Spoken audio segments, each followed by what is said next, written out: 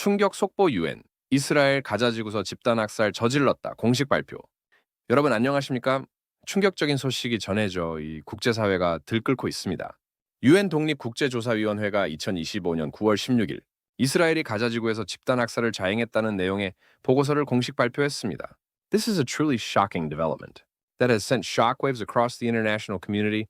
On September 16, 2025, the UN Independent International Commission of Inquiry officially released a report stating that Israel has committed genocide in the Gaza Strip.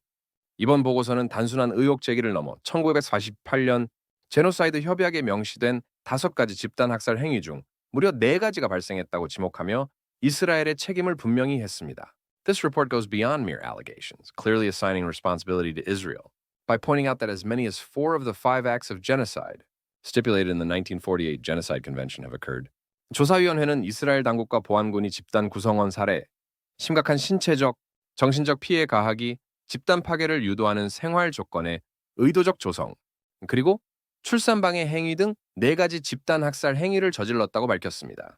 They stated that Israeli authorities and security forces committed 4 acts of genocide, killing members of the group, causing serious bodily or mental harm, deliberately inflicting on the group conditions of life, calculated to bring about its physical destruction, and imposing measures intended to prevent births within the group.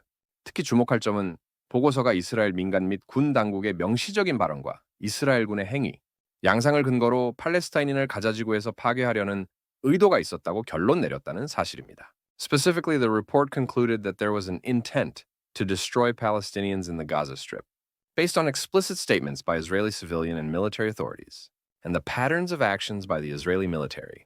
베냐민 네타냐후 총리, 이츠하크 헤르초그 대통령, 그리고 요아브 갈란트 전 국방장관의 발언과 명령이 핵심 근거로 제시되었습니다.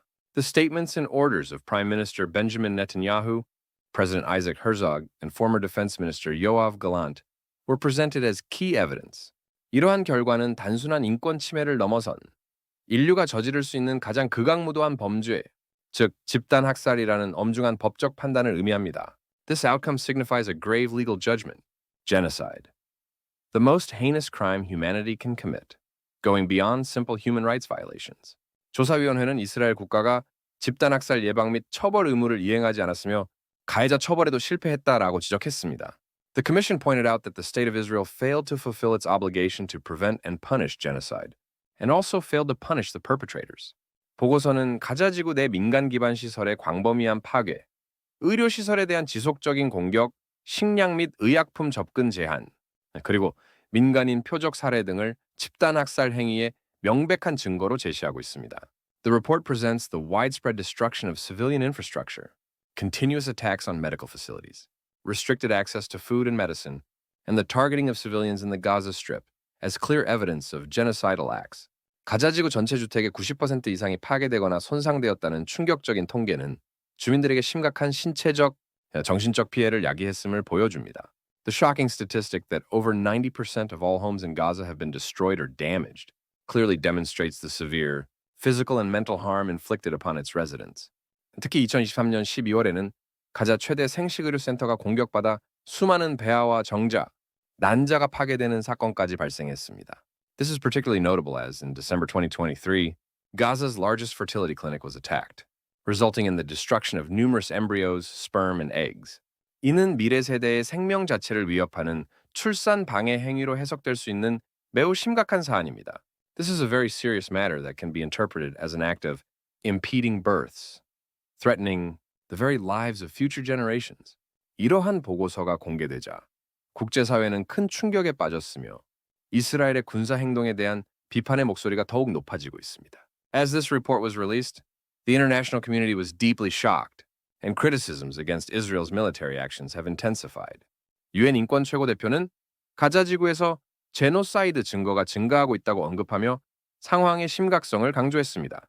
The UN High Commissioner for Human Rights emphasized the gravity of the situation, stating that evidence of genocide is increasing in the Gaza Strip. 하지만 이스라엘 정부는 이 모든 주장을 강력히 반박하고 있습니다. They argue that the report is distorted and relies on false information from Hamas, demanding the dissolution of the investigation committee. 이스라엘은 보고서가 왜곡되었고 하마스의 거짓 정보에 의존했다고 주장하며 조사위원회의 해체를 요구했습니다. They also emphasized that Hamas attempted mass murder in Israel, killing 1-200 people and committing atrocities such as raping women. 이처럼 첨예하게 대립하는 상황 속에서 유엔은 어떤 추가적인 조치를 취하고 있을까요? In the midst of such sharp confrontations, what additional measures is the UN taking? 유엔 총회는 이스라엘과 팔레스타인의 두 국가 해법을 지지하는 결의안을 채택하는 한편 하마스의 공격을 규탄했습니다. The UN General Assembly adopted a resolution supporting a two-state solution for Israel and Palestine, while condemning Hamas's attacks.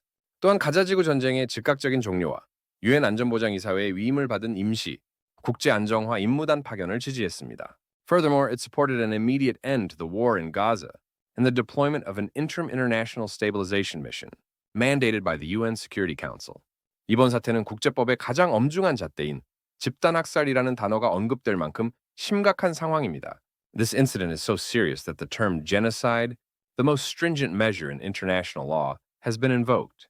이스라엘의 행동이 과연 집단학살에 해당하는지, 그리고 국제사회가 이러한 비극 앞에서 어떤 역할을 해야 하는지에 대한 깊은 성찰을 요구하고 있습니다. It demands deep reflection on whether Israel's actions truly constitute genocide, and what role the international community should play in the face of such a tragedy.